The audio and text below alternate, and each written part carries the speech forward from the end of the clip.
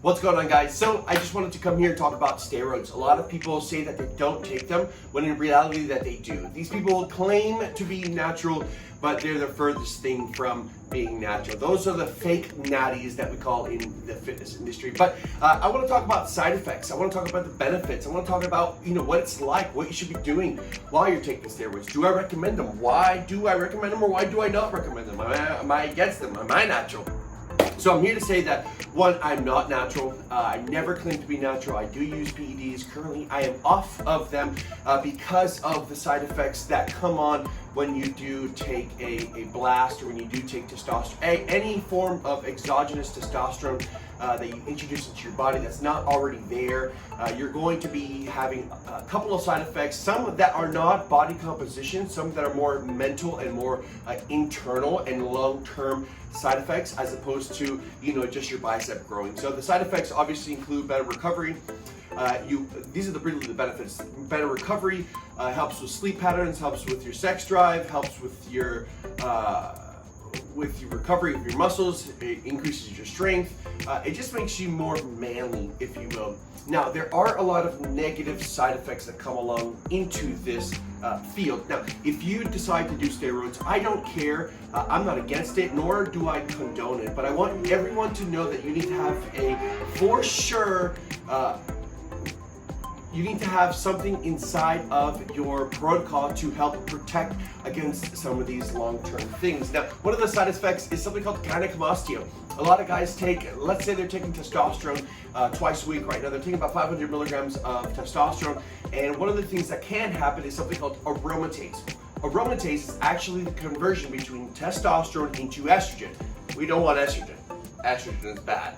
A lot of people develop something called gyno, and this is a enlargement underneath the urola of the nipple, and it just makes it look like a breast. We call them titties on men. So there are two types of gynecomastia. There is a estrogen-based gyno, or there's also pseudo gynecomastia, which is caused by somebody who's just heavier weight. Those will typically have breasts like chest, but that's one of the side effects. Now, there are other side effects that you need to worry about, like the one that I'm worrying about now. I'm literally in this. I can't complain about it because I decided to go ahead and use exogenous forms of testosterone. Is your fertility. Right now, my sperm count is pretty much down to zero. It's none.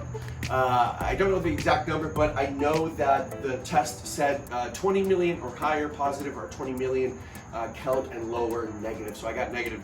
And so unfortunately, I do suffer from low fertility. Now, there are things that I'm doing to help kickstart my system back up, but I want you guys to know that, Christina and I have been trying to have kids for about a year, and because of the reason of me taking any types of steroids, juice, testosterone, gear, whatever it is you want to call it, that's what I have to suffer with now. I'm dealing with those consequences now, and it's pretty expensive to get fertility doctors involved. That's going to cost you between $10,000 to about $25,000. Just depends on where you do it, and it's not even proven to work at that point. So you may have to do it again. So that's one of the biggest side effects that may not affect you now as you're younger, but when you find someone that you love and someone that you want to spend the rest of your life with, and you're married to that person, it's going to be really hard to fulfill the procreation commandment from God at that point. So because you're not going to have any fertility. So right now I'm on a protocol to kind of kickstart myself back up.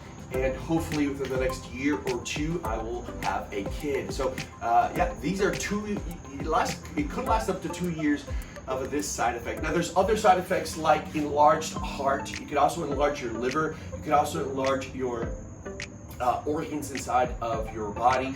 This comes from a form of something called HGH. Now, a lot of people that take HGH are not familiar with this side effect because it doesn't happen right away. It happens after a prolonged period of use. It can run the risk of enlarging your heart, making your heart pump faster and stronger, which is not good. Also, it could enlarge your organs, enlarge your kidneys. It can have a plethora of side effects. Now, one of the main side effects that some of you will or some of you will not experience, this is kind of like the 50-50, is baldness is rapidly increased. Now, it's not going to make you go bald if you have no baldness in your family. So if you have a history of your dad or your mom or your grandpa going bald, it's only going to accelerate that even faster. Another one of those genetic, from generations is you will start to get acne. If you deal with acne being a cystic problem and a problem that you can't really get your hands on, increasing your testosterone is only going to increase the outbreaks that you have. I have seen guys, which I'll show you a picture here of guys that these are actually my clients that have had massive breakouts, and unfortunately they're very sensitive to any form of testosterone, so they cannot take it at that point. So now guys, this is very, very, very important when you're starting to get into harder compounds like DECA or nandrolone or boldenone, which is a Q, and you get into masteron, then you get into trenbolone, you get into halo. There's a lot of these really powerful anabolics that people are taking for their competitions and just to look good at the on the beach. But they don't know how severe it's going to be and how taxing it's going to be on their liver and kidney, guys. So more than likely you will experience a elevated number of liver enzymes, which can be dangerous. There also has been studies showing that it can increase your PSA numbers, which is your prostate. Every man has a prostate, and it's going to help grow it faster, which ultimately can lead into something called prostate cancer down the line. So that is one of the biggest side effects that a lot of people don't really think of because it's so long term, they can't think that far out forward. So again, guys, I hope this was helpful. There's a ton of side effects that come with taking steroids, but I highly recommend that if I can't talk you away from that, I just hope that you're doing it informed.